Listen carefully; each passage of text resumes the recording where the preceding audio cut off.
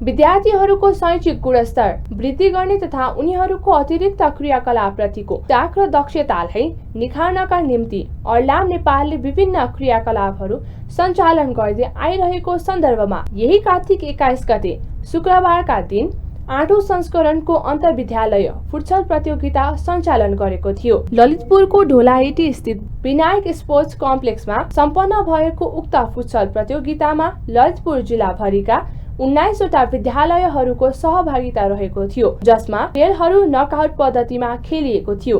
यस प्रतियोगितामा गोदावरी नगरपालिका भैरव स्थित मयूर एकाडेमीले प्रथम स्थान हासिल गर्दै प्रतियोगिताको च्याम्पियन्स ट्रफी हात पार्न सफल भयो भने गोदावरी नगरपालिकाकै लेले स्थित अमर कान्ति सेकेन्डरी इङ्ग्लिस स्कुलले दोस्रो स्थान र महालक्ष्मी नगरपालिका टिकाथली स्थित इन्सराइन नेशनल सेकेन्डरी स्कुलले तेस्रो स्थान हासिल गरे। उक्त प्रतियोगिताको पुरस्कार वितरण तथा समापन समारोहका प्रमुख अतिथि शिक्षा विकास तथा समन्वयन इकाइ ललितपुरका प्रमुख श्री प्रकाश सापकोटाज्यूले प्रथम, द्वितीय र तृतीय हुने विद्यालयहरू तथा खेलाडीहरूलाई प्रमाणपत्र, पदक तथा कप प्रदान गर्नु भएको थियो।